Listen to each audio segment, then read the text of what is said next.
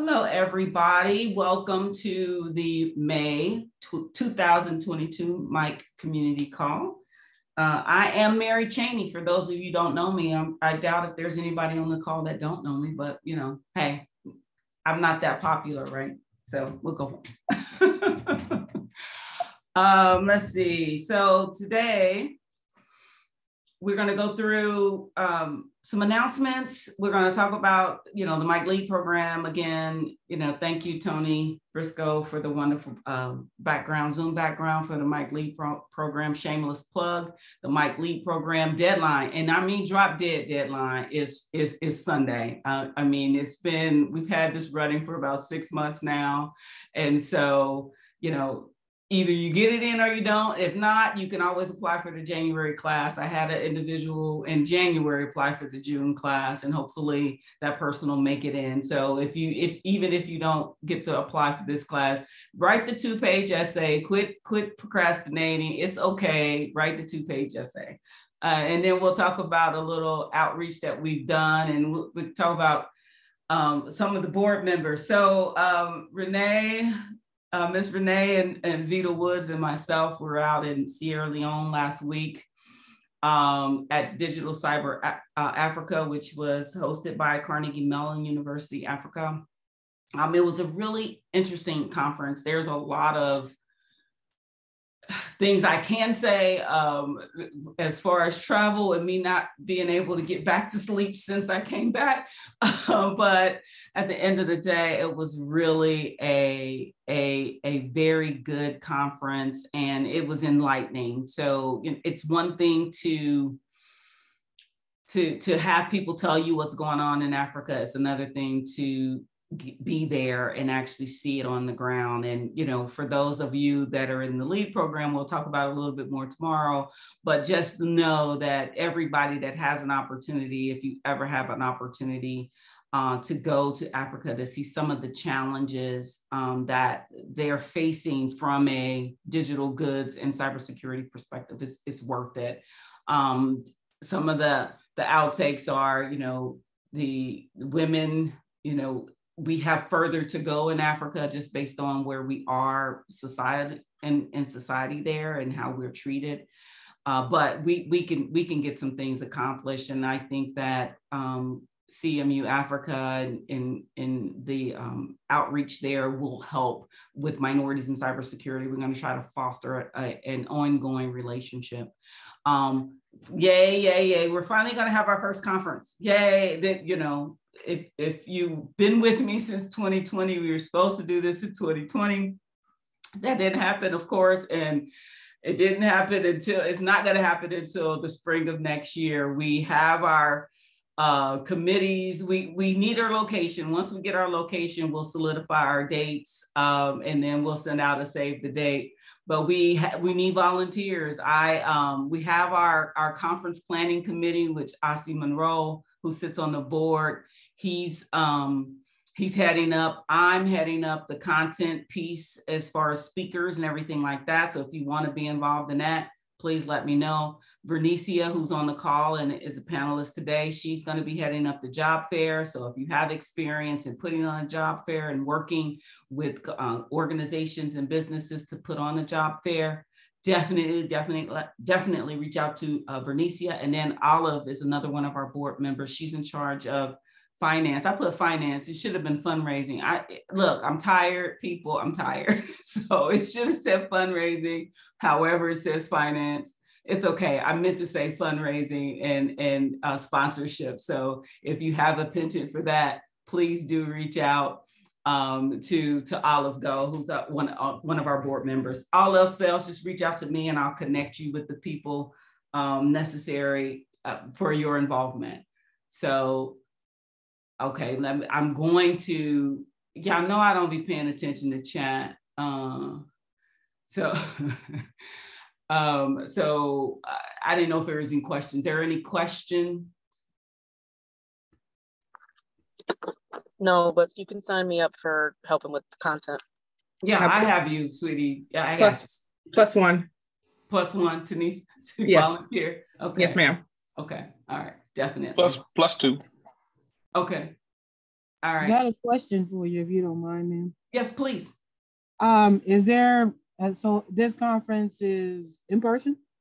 Yes, it is going to be in person. Where is it located? It's going to be in Dallas. Is there any other positions to volunteer for? Oh, yeah. I mean, it all depends. And who's speaking? This is Zalia. Zalia, you know what? Get with me. And, you know, we'll plug you in as needed, you know, and we'll have a conversation about what it is that you would like to do, what you would like to, you know, add your services in, and we'll get you plugged in. It's not, the planning of it is going to be virtual. The conference, of course, is in person. Gotcha. Okay. Thank you. All right, our leadership thought. And actually, there's a subset to this. It's called leadership is action, not position. And so I say that because when I was stuck in the airport because my flight was canceled. I was stuck in the airport, and I was thinking about everything that was going on, everything that I saw, all the things that we were experiencing. We were there, and I came up with the tagline, and you can't use it. And I'm going to tell you what my new tagline is. It's Mary is a verb.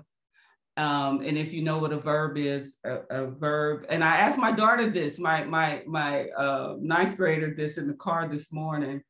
And I asked her what a verb was. She said, a word that shows action. I said, yes, you got that right. And so Mary is now a verb, if you did not know. And that is what I came up with. And that's what we're going to be doing going forward. We're going to stay in motion and stay in action, because it's action that is going to change things. I'm sick of talking to people about stuff. I'm just going to start acting, and hopefully in a constructive way. All right, so today, I'm excited. I'm going to have them introduce themselves by order of appearance on this slide, but I have 4 of our current members of the Mike Lead program that are going to be with you guys, because I get sick of talking. But they're going to be with us today, and we're going to talk today about their experiences as they have gone through not only the Mike Lead program, but interviews, because many of them, or all of them, have been interviewing through this whole process. So I want you, we're going to spend some time to talk about the differences when you interview for your first job, or when you interviewing for your second job, as opposed to when you are now interviewing for leadership or senior level roles. So we're going to get into that discussion here shortly. But Tony, I want you to start, and you introduce yourself. Greetings, everyone. My name is Tony Briscoe. I am from Chicago, currently in Arizona until my plane leaves in a couple of hours, but in Arizona right now. I have been in the IT field for 25 plus years. I work for a large charter school network here in Chicago, and I'm a senior director of information technology / hip hop artist / MC / all things actionable with Mary. That's my introduction. Awesome. Fernicias, you're up next. Good afternoon, everyone. I'm Fernicias Ruffin. I'm currently or recently a director of vulnerability and configuration management. And I'm a member of Minorities in Cybersecurity, as well as a part of the Mike Lead program. And it's great to be here to speak with everyone. All right. Hi, yes, ma'am. My name is Tanisha Martin. I'm the executive director for Black Girls Hack, penetration tester, security consultant, and a member of Mike. I'm excited to be here. Awesome. Last but not least, Liz. Hi, everyone. I'm Liz Jaluague. I'm a senior security engineer at a financial company called Driven. I've been in the cybersecurity field for about 3 years, but honestly, it feels like I've been here forever, and in a good way. So yeah, I'm happy to be here. Awesome. And Liz is the quiet one, so we're going to have to get her out of her shyness as we have this conversation. I apologize. Evidently, my privacy settings on my Zoom won't allow people to share their video. I'm going to have to fix that. I don't know what happened you guys know, I'm a privacy cybersecurity person, so my settings won't allow video. I don't know why, but I'll look into it. Sorry, you get to see their beautiful faces, maybe their names. I apologize for that, but we're gonna get into it, right? And we're gonna get into this conversation. And, I wanted this to be an open conversation, an open dialogue with you guys, and we'll go from there, because I think that you guys have a lot, you've learned a lot and you've done a lot. So I'm going to do a round robin between the group, and I'll start with you.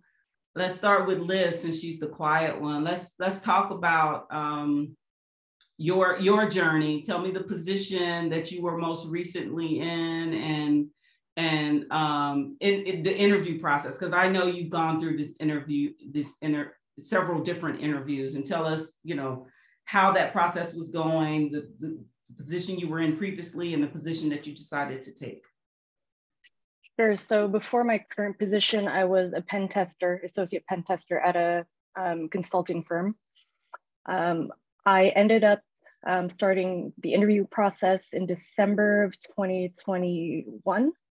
At first, I wasn't really taking it too seriously. I was just, I felt like I was passed over for promotion, and I just submitted my resume on LinkedIn on a whim, and not even 2 hours later, I got a response for an interview. So I said, hey, maybe I actually am worth something more in the market. And that eventually snowballed into interviewing at 30 companies over 3 months. And yeah, it almost felt like a full-time job, honestly, on top of the job that I was currently in. And I eventually got 3 acceptances, and the one that I took, after 3 months.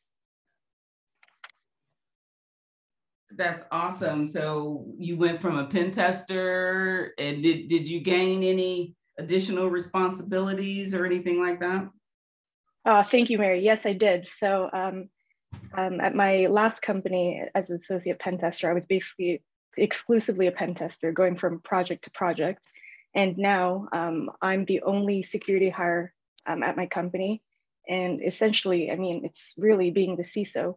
I touch on, I talk to HR, I talk to developers, I listen to what their concerns are, and then I turn that into a program, a cybersecurity program, to eventually, hopefully, get us certified in SOC or ISO. That's great. All right, Tennisha, you're up. Tell us about, you were recently promoted, so talk to us about that. You can actually see my evolution through my essays. At the beginning of the Mike Lee program, we were asked to write a application essay, and at that time, I was talking about how I was kind of winging it as far as running my organization and leadership skills, and I wasn't feeling very confident.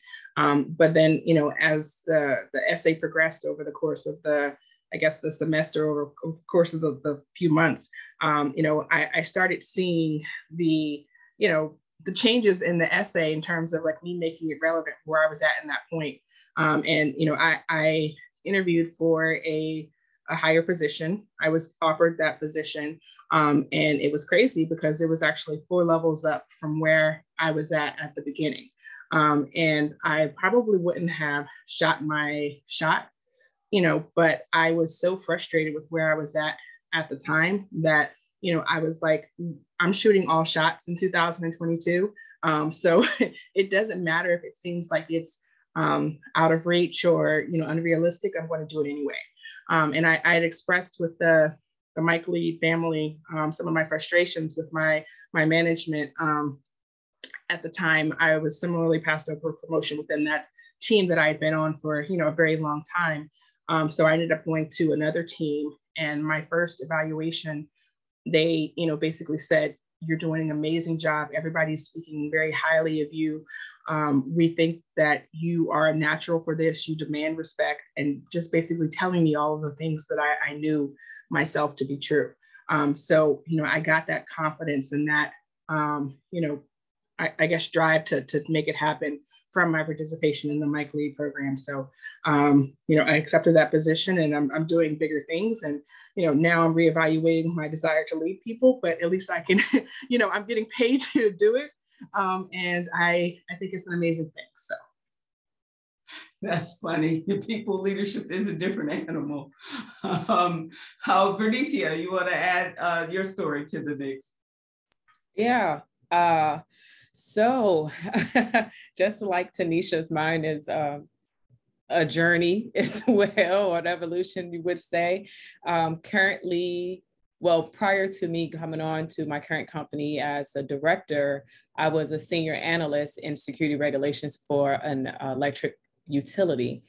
And I was with the organization for a year, but prior to that, I was there for 2 years. And I actually was in threat intelligence at the time. I was a senior analyst in threat intel. And it came a time when our manager role came up because our current manager had left. And so I applied for the position and went through the process. And just like Tanisha said, you know, was passed over. So I was looked over. And that kind of pushed me into moving to Singapore. I said, hey, why not? The company isn't looking for growth within this space for me. So I may as well just, you know, leave and go elsewhere. But while on my time off, away from the US, away from distractions, I kind of like built my resume during that time. But fast forward to now, when I came back and I joined the Mike Lead program, which was a blessing, you know, and working with all of the trainers as well as the other leaders, you know, being able to express my experiences and gaining that feedback from everyone else within the program, I was able to go out, and another position just kind of just showed up. I wasn't actively looking for anything. And this role just so happened to pop up on the Mike Lead job board. So I said, hey, why not? I was a little hesitant at first because it is a director role. I have not been a people manager in the past. So I said, you know, let me reached out to my mentor, talked to her, you know, just got the feedback. And I said, hey, why not? They can either say yes or no. So, and, you know, like, and the hesitation just came from, like I said, you know, not having that people management skill, but I've always been managing upwards a lot. And which means, you know, just managing upwards to my manager, doing more than, you know, what was expected within my role. I was taking on management work without the title. So I said, hey, you know, I'm tired of this. Let's go for it. And why not do it? So I applied. And during that process, I learned that it's the difference from an analyst interview and a management interview. So I will say with the management interview, it's a little bit more relaxed because it's more so trying to get to know your people skills, your soft skills, as well as how do you come from a strategic point of view. So it was a great process, I would have to say. And in the end, I accepted. I just joined this week. So it was my first week and it was great. That's great. And so we did all the feel good stories before me and Tony did our shot. We took our shot. So I will just say I have had several C-level interviews. So we're talking about a C-level position, VP and up type of roles. And I have yet to land it. So you know, the differences between even an analyst to a director and a director to a C-level or VP and C-level, it's different, right? And so you know, I shot my shot. I haven't made the shot yet. I'm still shooting though. Tony, you want to share your story? Yeah, sure. So the easiest background, I'm a senior director of information technology, which primarily means I run the largest team in our network who supports charter schools in Chicago. So just been in cybersecurity as a field for the last year, looking into it, took Security Plus, and that's because I didn't see really any opportunities for growth. But while in the Mike Lead program, an opportunity came up for me for growth. The role I applied for was Chief Operating Officer. So where I started at my company, I started as a IS support specialist back in 2010.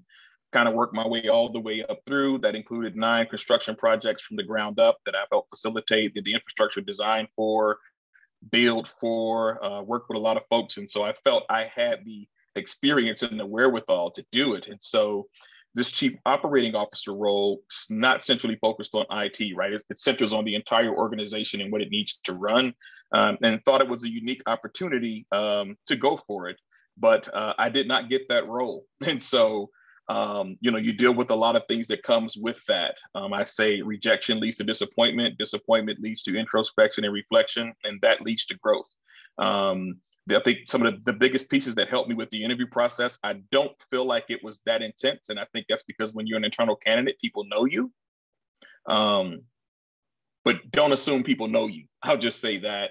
I think the effective communication piece and being able to just really, when you're interviewing internally, don't assume anything. I learned a church had a big career development session last week, and the 3 things that this young man talked about was having I named it a SAM team: a sponsor, an advocate, and a mentor. And when those words came out of his house, I was like, oh, I need a SAM team. But it also taught me that just because I'm an internal candidate, I should not assume that I have an advocate, and I should not assume that I have a sponsor within my organization. And so when I look at the things I've learned in Mike Lead, I was really careful how I answered questions. I was really careful how I communicated. I was really careful in some of my answers, but there were some questions I was asked where, I'm reevaluating what speaking truth to power means, because I think as an African-American, speaking truth to power means speaking truth to white people. And I don't think some of them are ready to hear it. I'm just gonna call that what it is. But I also learned in that if there's an opportunity for the organization to grow through interviewing an internal candidate like myself, then I have to share some things. I didn't do enough to cut off my nose to spite my face, but I think I shared some valuable truths that the organization needed. And being in a leadership program, one of the things that came out of one of my interview sessions, which a colleague said, dude, that may have shot you in the foot. I said, we do a good job at promotion. We don't do a great job at helping people learn how to lead. And I'm in a leadership program, so I've got a framework now that talks about the building blocks of communications, that talks about the building blocks of team building, that talks about the building block of conflict resolution. And so when you're not taught these things inside of an organization, you really don't know how to navigate those spaces. And so the Mike Lead program has helped me see some of those things in a different light. It also sent a message to me that I know my value, and it's not up to somebody else to recognize my value. It's up to me to know what that value is. And so I'm still there. There's a lot of concern and questions now, like, oh man, what is he going to do now? I'm going to continue to do my job, and I'm going to continue to grow, and I'm going to continue to learn. But I will not sit here and sugarcoat anything for you all. And I'll let Mary jump in after this. Hey, my emotions, y'all, they still high. When you're working in nonprofit spaces, it's a bit different from a general corporate space. When you're working with young people, Black and brown children who I serve, I'm very passionate about what I do.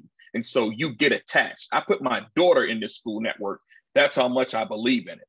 But now that there's this rejection piece that I feel, I'm still coming off the emotional high of being rejected. But at the end of the day, it's making me better. It's making me stronger, and it's actually helping me center my focus on cybersecurity like I want to be focused. The one piece I'll share that I learned is that there are people who still think cybersecurity is IT and that cybersecurity is technical, and trying to explain that cybersecurity is an operational business risk, period. There's still a disconnect. And so I feel more empowered that now I just get to go and become what I believe is great work for me. It's a great learning opportunity and a great career path to go into. Thank you. No, that's awesome. And yeah, when those rejections come, it takes a while to get over them. So I figured out how to let you guys share your videos. So I wanted to warn you before I turned them on. I'm turning them on if you want. Let's see. Well, it's not letting me click on it. What is this? Okay, let me see. Oh, well, I'll figure it out later. I'll go to the next question. And if it pops up again, it'll pop up. But so round robin, anybody feel free to jump in. So the question on the table is, what have you found different, specifics, different from, and Fernicias kind of touched on this, the difference in interviewing for like an analyst role and then that next level. So, as you now look to move to another level, what the questions themselves change. So I want everybody to weigh in there, that Liz and Tennisha and Tony, Fernicias, what did you find different, and then if anything did you find awkward about the interview process? And you guys, it's open, whoever wants to jump in. Hey Mary, this is Fernicias. I'll go first. I wouldn't say I found anything awkward. However, when you're coming in as a security analyst or any role you're interviewing for as an analyst, it's going to be technical. It's going to be highly technical depending on what the role is. However, I found that through interviewing for a management role or executive role, it's more so how do you think strategically? It's more of that high level, being able to communicate at a high level to executives, what's taking place on the ground. So you're no longer, and that's what I had to learn, is getting out of that operational space, is speaking in technical terms, and more so on a strategic level, and being able to communicate that across to leadership. And then also being clear and concise when you're in those interviews. I found that to be beneficial as well. Not rambling a lot when speaking with them. And then, just giving them a little bit of your personality. I found it that, they enjoyed getting to know you as a person, just not your experiences and your background and what you've done. They see your resume, they know what you've done. It's more so, okay, how do you communicate with others? How do you work well with others? So like I said, those soft skills, once again, are those that that I found that they're looking for when interviewing for those type of roles. Hey, Tony, you got on. Yes. I told you I figured it out. No, Fernicias, I think that's really great. I'll say one of the things I was learned, and I don't mind sharing this publicly because, where I am right now, I'm good. I'm gonna be good. That's that Mike Lee networking. So my confidence level is a bit different. It's growing. I would also say this, there's always truth in a rejection, no matter how it comes. And I stopped looking at it necessarily as a rejection, which is an opportunity that was not for me at the end of the day. But I had to listen to real feedback. And one of those feedback positions talked about strategy. And what it really taught me is that being in cybersecurity, my technical weight is going to have to step its game up in a different way. I'm going to have to expose myself to different areas of information security that are really key to be a CISO, that are really key to grow into that role. And so I've got some work to do. I was in my CISSP book at 5:30 this morning when I woke up and went to the rooftop. It's beautiful in Arizona, y'all. But I think there's always truth. And I've had to learn to separate business from personality and all of this stuff, and really doing this interview process, because again, when people are interviewing you who know you, they've kind of already made up their mind about you. One of the greatest things, man, I love Monica, because one of the greatest things that came out, she was like, Tony, when people read your emails, they're not reading words, they're hearing your voice. Your voice can be very domineering, very demanding, very commanding. And so I had to learn how to really, I didn't compromise myself, but I had to learn how to just dial some things back, even in the interview process. But when I think about one of the things that was said is that I haven't really had a true strategic plan. I challenged it. I didn't really get what I consider a good response for that, but I had to look at the truth in that and then just start breaking things down on my own. So when I got home, I just started like, being an African-American in PWI spaces and with PWI leadership, whenever we're told something, we tend to ride that what we were told oh man, what could I have done different? What could I have done better? Like, I was like, I'm working on not lessening myself because of something somebody said.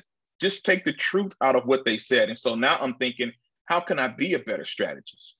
How can I organize my thoughts and my team better to function better than what we're functioning now? Like that strategy, what do I need to do to lay out a 3 to 4 year plan from a security aspect for the organization and things that they need to do? So it's just really helped me think more that, hey, somebody said that you're not great at strategy. Whether you believe it or not is irrelevant.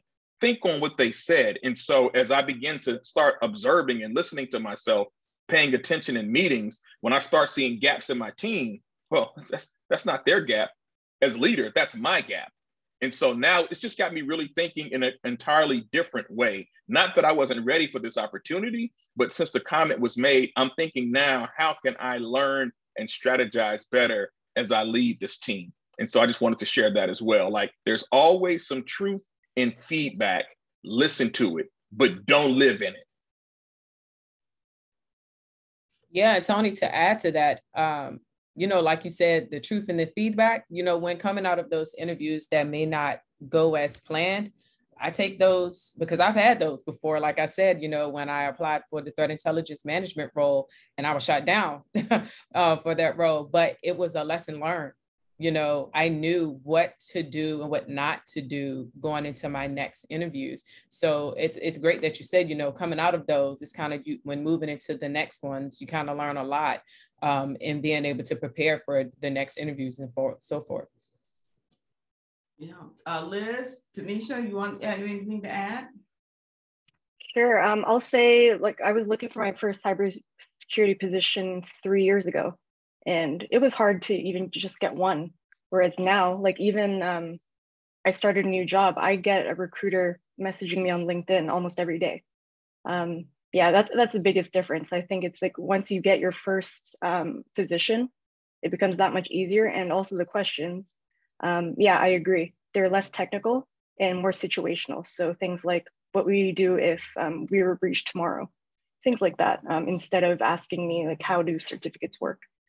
Those are the two main differences that I found this time around. I think I would probably just add that I don't think that the industry has changed. I think that it has more to do with our level of confidence and our getting out of our own heads and realizing that we can actually do it ourselves. I think that, like Liz, when I first started applying for cybersecurity jobs, nobody was ever responding. And I was like, okay, it's because I'm a Black woman named Tanisha, using an ATS system. And I think the reality of it was that I wasn't using my network. I'm not normally a fan of people, so I wasn't actually talking to people, using my community, meeting people and doing the things that you're supposed to do. And I think that it's my job situation has changed so much where people are reaching out to me like, hey, let me just throw this money at you. But it's not because I've changed much over the last couple of years. It's really because I've gotten out of my own head and, changed my approach to the interview process. And it's more like, you're lucky if you can actually get me, for a lot of the things that I approach. For some things, I'll still find myself saying, we're going to see if that works out. But, for a lot of other things, I think I have more confidence in terms of the level of roles that I'm applying for, and just anything is not good enough anymore, because I know from talking to Mary and from talking to, was it Brenda? I can't think of her name right now. The Facebook, I can't think of her name right now. Renee. Yes, thank you. Miss Renee, what? I am not dreaming big enough. I am not thinking, high enough. My world domination is a very small world and I need to dream bigger.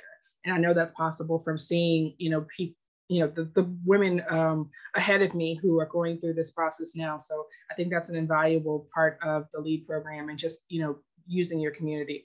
Absolutely, Bernice. Yesterday's price is not today's price. It's a new bag today. So, Well, that's great. Okay, so when you're seeking promotion, so I'll add there a little bit to what they're saying in regards to knowing your value and knowing your worth and knowing what you want. And it's maybe uncomfortable because I get reached out by recruiters all the time. I got reached out by one yesterday. And my first question is always, salary. What's, and there's compensation packages in their salary. And that's a whole, I think it's one on our YouTube channel about the differences between a base salary and compensation. You can go back and look at that. But, I asked what the base salary was, and he gave me the comp package. And I was like, well, that basically tells me that that's not enough money, because that comp package is, it's a lateral role as opposed to a promotional role. And, when you're trying to get out of your own way in regards to those promotional opportunities, right? What you will accept laterally and what you accept for a promotion, there is a formula to that. But I would be interested to know, what advice would you give as you guys were going through, and if you have the right answer here is yes, Mary, I negotiated my salary. I do not want to hear anybody say that they did not negotiate their salary, because that's not the right answer. So as you were negotiating your salary, what did you find was different from, let's say previous roles? I want to start with Liz. I was going to start the way, but thank you. I think, as Tanisha was saying, I think just my confidence was much higher this time around. And I got a few offers that were below my expectations, and I just said no. The first time it was scary, but the second time I was just like, yeah, this is my rate, and that's it. And I kept getting the interviews, and the position I got now, I got I want to say 7%. Yeah, so it was actually 65% over my previous salary, but I also got more than I asked at the initial offer. So I think the key really is confidence and experience. Absolutely. Who wants to jump in there? I know, Fernicias, you just went through it. I was there for that one. Yeah. Once again, I gave you a call just to be sure. But like Liz said, the confidence and also just knowing your worth. It just goes back to knowing your worth, all the work that you put in. So when my package came through, initially I was like, I think we want to send it back. The numbers, everything was good, but I had a lot of hesitation in some spaces. So, like I said, I reached out to Mary, having someone to reach out to who have that experience, who could provide you with some type of guidance or some guidance before accepting was great. And I actually didn't have to go through a lot of back and forth. It was more so, hey, I need to get out of, a previous contract, because in my previous organization, I had a sign-on bonus coming on, and it was a 2-year tie to that. So my biggest concern was, hey, can you buy me out of this 2-year contract?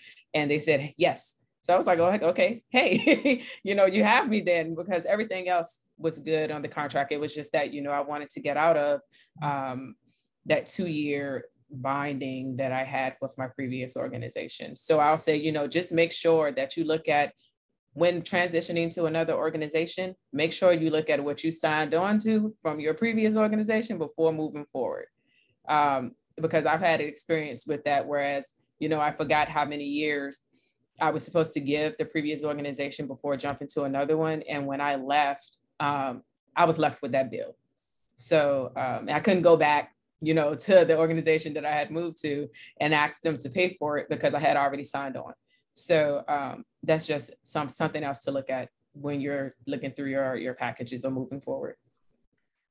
I would also say, the job that I applied for had the salary advertised on the website. And I told them, I was like, I want more money than that, because, based on my previous salary. And I watched them date the job role that was on the website, put up a new job, position with a higher salary, and then accept me for that position. So, just because it says on the website, oh, this is the range, don't believe it.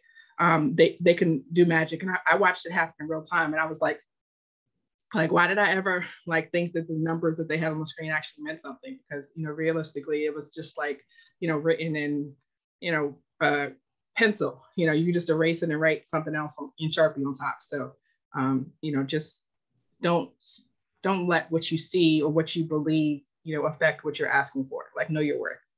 Yep. Yep. And a company will not let money get in between them and talent. If they once you get the offer, you are in the best position you will ever be in once you get the offer. Before you accept the offer, once you get the offer. I mean, as you move up, I've had organizations buy my house, right? Because I couldn't sell it. So again, there are those things, those perks that come with, this place in getting down into that executive, getting up into that executive spaces. There are perks. And if you don't know, when you find out, you're going to be pissed off. So the ask for the details, the documentation, tell them your concerns. I mean, I was with the house situation. It was in a downturn. The housing market had crashed, and I was very concerned. They wanted me to relocate. I was like, look, okay, you guys are gonna have, if I can't sell it within 30 days, 45 days, 60 days, you guys have to automatically buy it. And they did. And there is a add-on to that, meaning there's a 2-3 year time frame that you must stay and before you get released. But that was even with the FBI. We had to stay. If they played off your loans, you had to stay for 5 extra years or something like that before they'll allow you out of their contract. So those things exist out there. It's just knowing them and knowing enough to be able to ask for them, because HR is not going to tell you. I just want you to know you got to ask for these things. You have to ask for these things. I do want to get to one more question before we open it up for discussion with the group. Mike Lead program, and this wasn't meant to be, but it turned out to be a Mike Lead advertisement. It wasn't really meant to be, but how would you say, what would you say has helped you in, you guys are coming up on the end, right? The class ends July 2nd. So we have a handful of classes to go. What would you say the most valuable thing that you've learned in the Mike Lead program that assisted you as you were going through this interview process? Oh, that's too much. I mean, I felt like after every session, something happened at work and I got to literally implement what went on. So, I think I got something from all the trainers. I'll start with Ozzy, who hasn't necessarily led a training session. He shared one of the writing websites that talked about taking out unnecessary words. And so as I go through communication now, I'm just like literally just automatically almost rereading everything 2 or 3 times and just taking out unnecessary words. And so that's the first piece. I'm probably still challenged in one area he pointed out, because like my background is, military, and even in the reserves, I learned military on active duty for 20 months after 9/11. Like, I just get to the point in my emails. I don't believe in fluff. Hey, warm up, good morning. Yeah, okay, fine. I'll put a good morning in there, but I'm like, hey, this is game time. We at work, I'm ready to get to the business, right? Like when I see you at the coffee thing, then we can talk it up. So I think learning to find that good balance between there.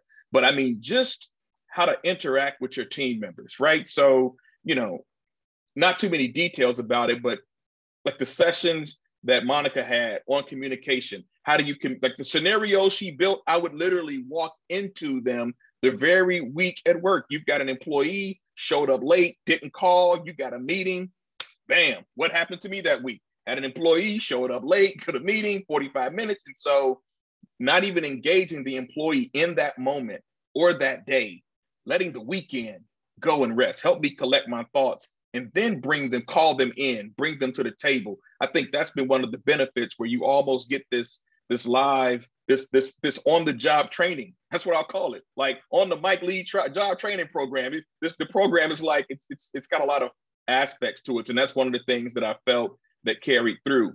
As a matter of fact, even your sessions on, okay, you got to build a cybersecurity plan. What do you do? Well, I walked into a session like that week. My director and I went to a meeting at Google. We had to lay some things out for them just so they could understand where our knowledge was and where we were and where they could fill the gaps with whatever programs they've got running. I'll tell y'all about that cool stuff at another time. But I just felt like Mike Lead program, Mike Lead on the job training program, Mike Lead implementation program.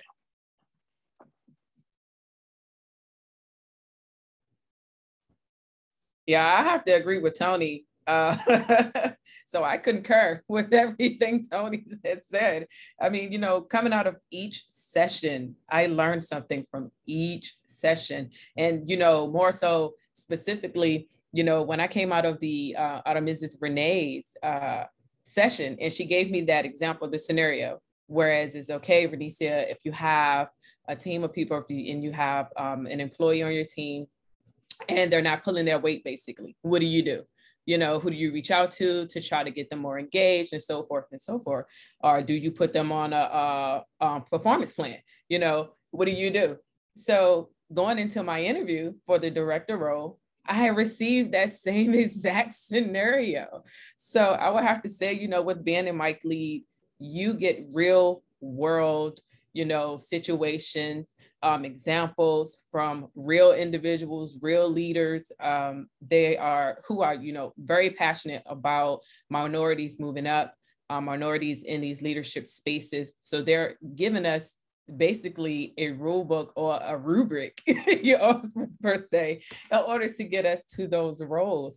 And then after that interview, I just walked away like, okay, I feel confident about this. You know how sometimes you walk away and you're not as confident as you thought you would be, but I walked away like, okay, I'm confident about this interview. And you know, and I actually had 8 interviews. So, but for each one, I was able to use what I learned from the Mike Lead program, whether it was learning how to be clear and concise in my words, like Tony said, you know, effective communication, which we learned from Monica, you know, so in each one, everything I was able to use, and it was a great experience. It has been a great experience. And hopefully in the next class, they get the same experience as we had or come out with the same, you know, feeling after each class.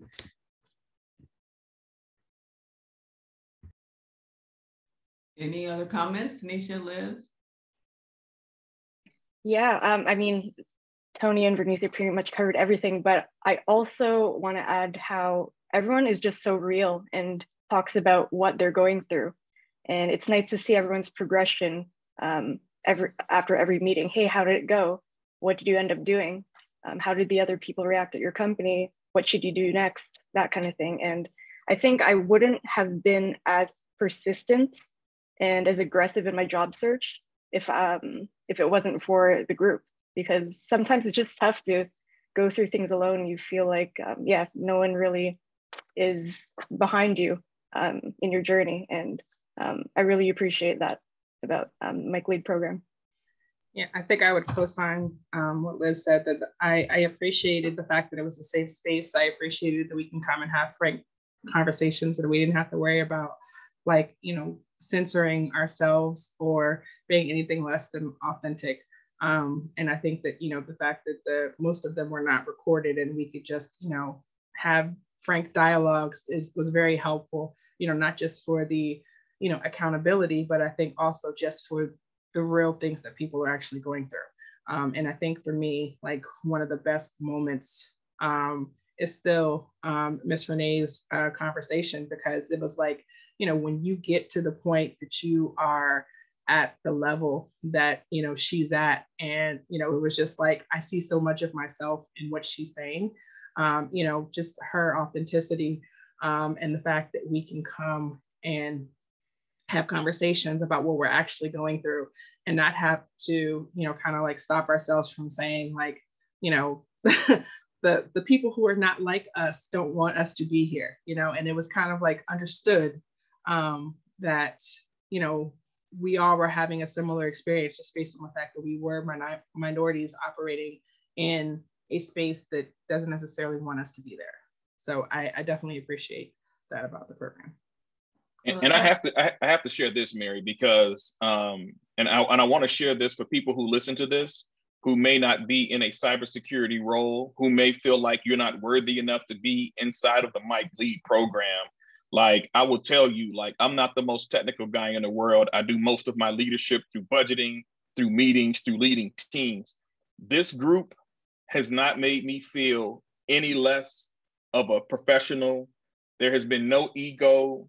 I have felt more welcomed, more challenged, more appreciated in this group without having a necessarily cybersecurity role or cybersecurity title. So if there's anybody out there who had the personal ego issues of why not to apply to the program, you're the one I really want to apply to the program, because until you surround yourself with greatness, you'll never know what greatness looks like at all. So don't be intimidated by what role you don't have, what certification you don't have.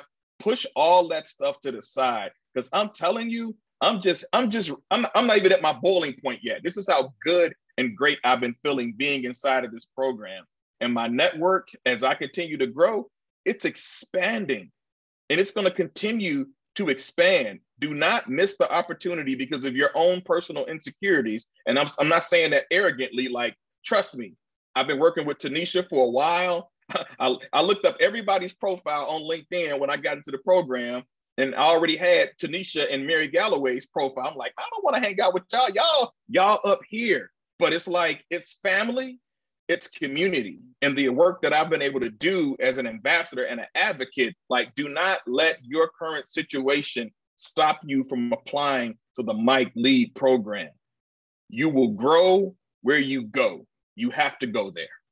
And also, if it has nothing to do with ego, just take the hour and write the essay. Like, come on. Like, I've had so many people who say, oh, well, I would apply, but it costs $2,000. And I'm like, they have a sponsor. So what's your next excuse? Oh, I would apply, but I got to write an essay. Like, I'm not writing no essays for nobody. So, like, write the essay and get it done. Like, you can't put a price tag on the experience that you're getting. And honestly, oh, I'm sorry, Fernicias, go ahead. I know you had something to say about this essay. No. I was just gonna just agree with what Tony and Tanisha said. It's worth your while. It's worth your time. Just do it. It's an essay for what, 2 pages? Just do it. And get the experience. Because we are truly speaking from experience, and the program isn't even open for us yet. So this is, just a few months in, and we're understand the essay exists to weed out the folks that don't want to put in the effort, because you're not gonna make it in corporate and in an executive role or even in a management role without knowing how to write. And it's not a judgment against your writing. I mean, we have people that's going to review the essay, and we help you with that, redrafting of that essay. But if you don't take the time to write the essay, then you are definitely not going to be included in the program, because I automatically just delete those applications that don't have an essay. Just FYI, I'm a college professor. If y'all didn't know, I read enough essays, so understand. So we only have a couple of minutes. I'm going to allow other people to talk. To see if there's any questions out there for the group.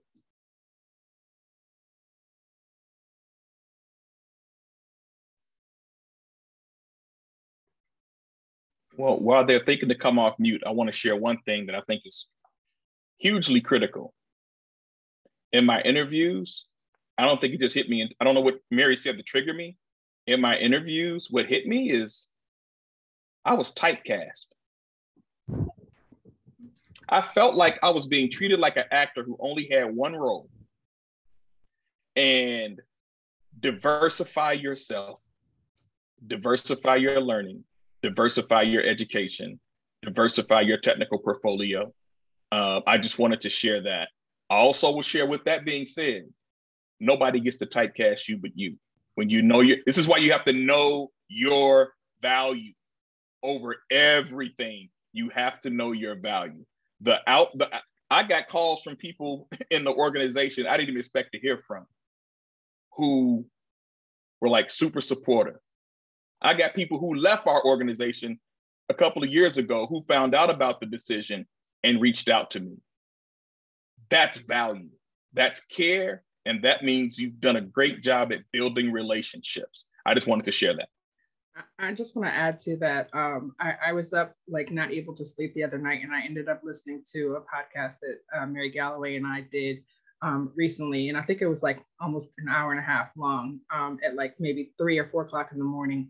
And it just reminded me that you can't let people define who you are. You can't let how other people see you define, you know, how you represent yourself or what it is that you're doing, right? Because so many people have told, you know, a lot of us, specifically Mary and I had this conversation on the podcast, that people have said that we don't have the ability to lead people, that we don't have the ability to lead organizations, that we don't, you know, we don't have the skills that's necessary to, you know, to supervise and to do the things that we do on a regular basis, right? And if we had listened to those people, I don't think that we would probably be where we're at today, because, you know, they try to define you as what they think that you should be or what they think you are based off of whatever perceptions. And I think that for everybody, I would say not to let what other people think that you can do limit what you think that you can do, and then what you dream to do.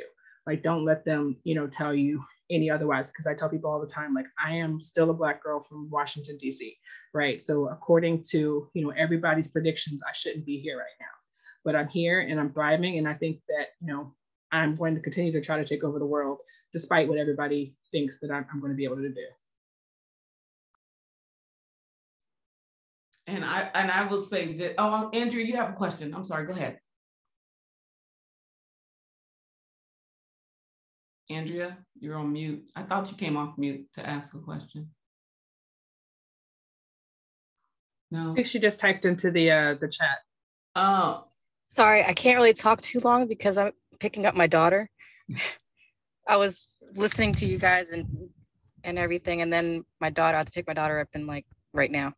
But I just wanted to tell you guys everything. I don't have any questions. I just wanted to comment. It's my first time on, and I really do appreciate everything I've heard from everyone. It's very motivating, and especially what I heard Tony say and Tennisha say, it's just very uplifting, and to know that you're not alone and that the people are still kind of feeling a little unsure or insecure about where they are.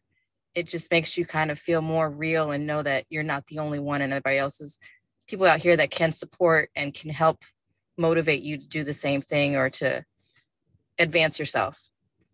And I got to work on my essay. Yes, work on your essay. Absolutely. I want to add to what Tony and Tennisha said. I know we're a little over. External validation is dead, people. You don't need external validation. Your internal validation, you set your value, you set your goals, you set what you want.